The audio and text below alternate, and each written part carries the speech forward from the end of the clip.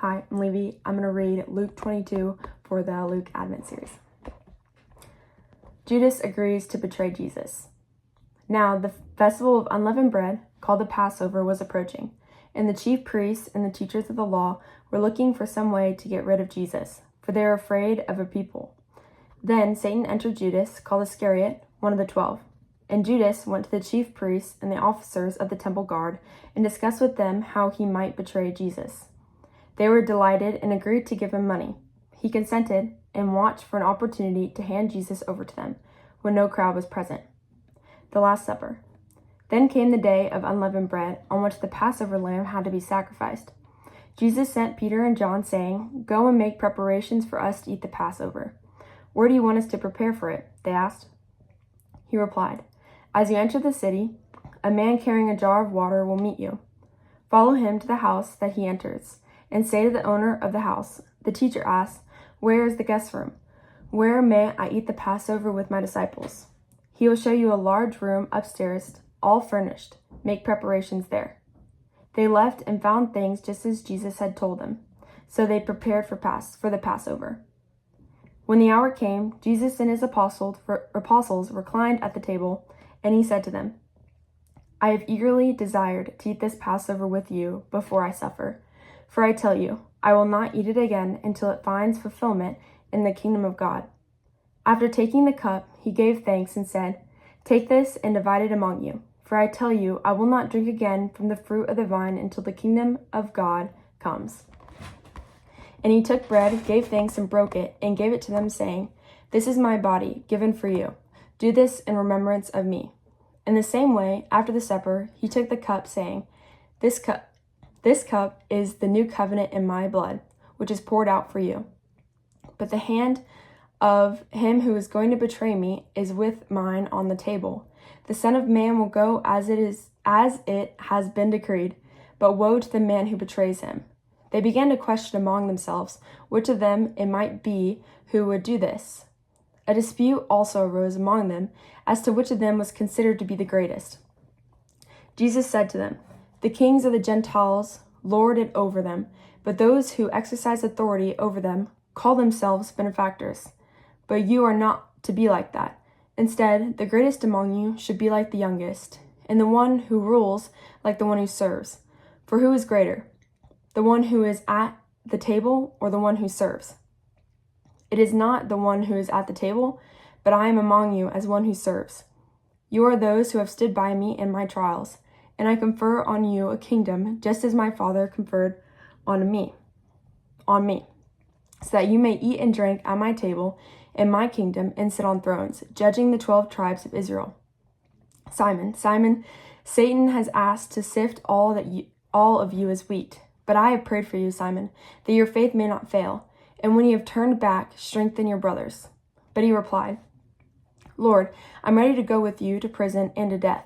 Jesus answered, "I tell you, Peter, before the rooster crows today, you will deny me 3 times. You will deny 3 times that you know me."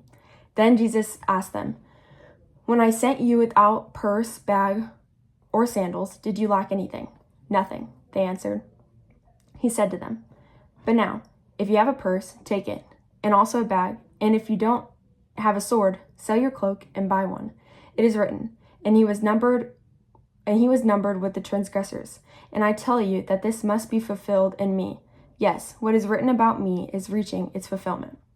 The disciples said, "See, Lord, here are 2 swords." "That's enough," he replied. Jesus prays on the Mount of Olives. Jesus went out, as usual, to the Mount of Olives, and his disciples followed him. On reaching the place, he said to them, "Pray that you will not fall into temptation."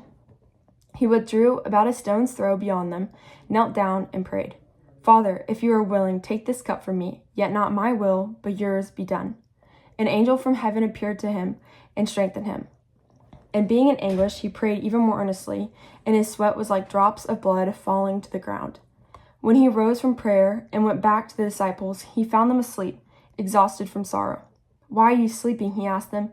"Get up and pray so that you will not fall into temptation." Jesus arrested.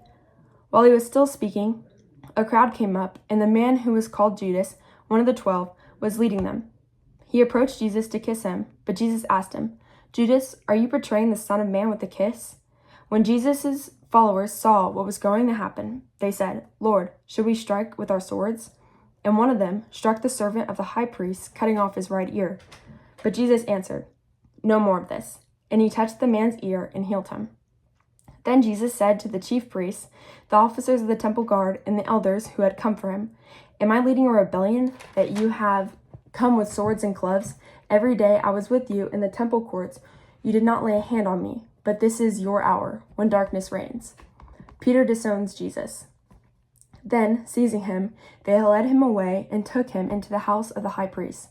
Peter followed at a distance, and when some there had kindled a fire in the middle of the courtyard, and had sat down together, Peter sat down with them. A servant girl saw him seated there in a firelight. She looked closely at him and said, "This man was with him," but he denied it. "Woman, I don't know him," he said. A little later, someone else saw him and said, "You are one of them." "Man, I am not," Peter replied. About an hour later, another asserted, "Certainly this fellow was with him, for he is a Galilean." Peter replied, "Man, I do not know what you're talking about." Just as he was speaking, the rooster crowed. The Lord turned and looked straight at Peter. Then Peter remembered the word the Lord had spoken to him. "Before the rooster crows today, you will disown me 3 times." And he went outside and wept bitterly. The guards mocked Jesus. The men who were guarding Jesus began mocking and beating him. They blindfolded him and demanded, "Prophesy, who hit you?" And they said many other insulting things to him. Jesus before Pilate and Herod. At daybreak, the council of the elders of the people, both the chief priests and the teachers of the law, met together, and Jesus was led before them. "If you are the Messiah," they said, "tell us." Jesus answered, "If I tell you, you will not believe me, and if I asked you, you would not answer. But from now on, the Son of Man will be seated at the right hand of the mighty God." They all asked, "Are you then the Son of God?" He replied, "You say that I am."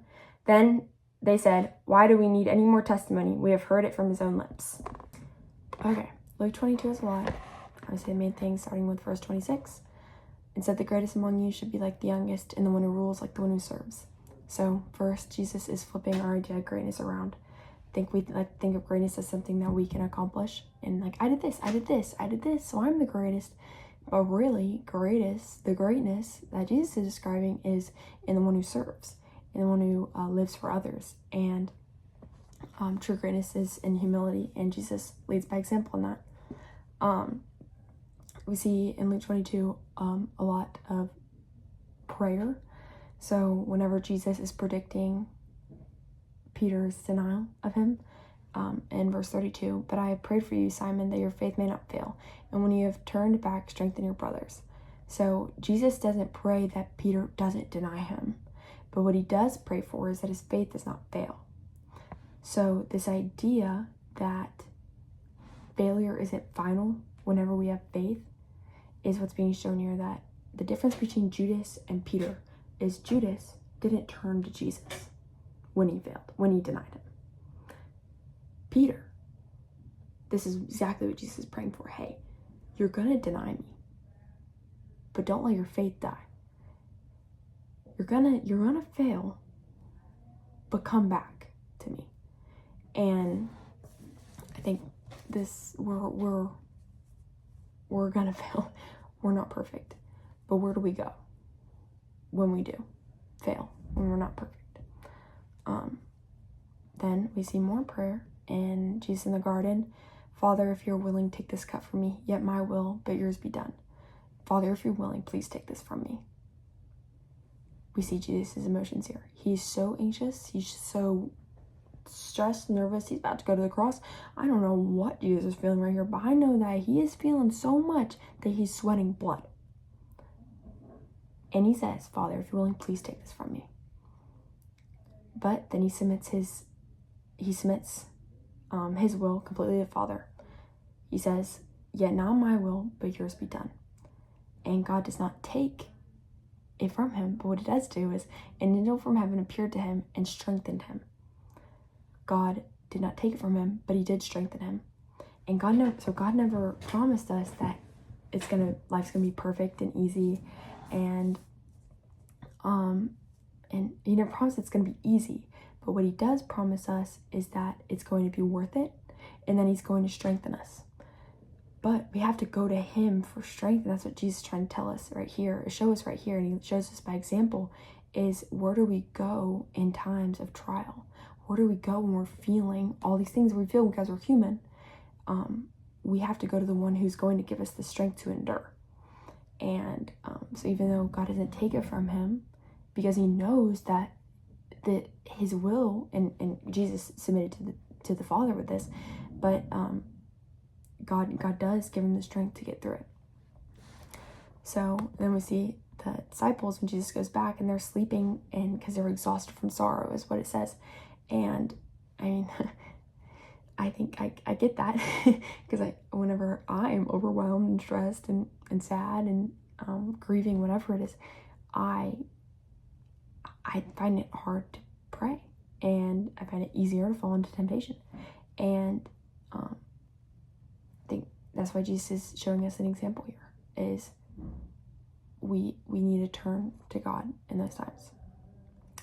But Jesus is showing us how to suffer well, how to that we're going to experience trials, but that God's going to get us through, and that there's so much power in prayer is also what we're seeing here. I think the big question that gets at that I ask myself when I'm reading this is, when life isn't perfect and it's not going exactly how I want it to, where do I go? Who do I go to? In that, I should be going to God, and I should be going to prayer, and because that's where my strength lies. But that is my big points for this Luke 22.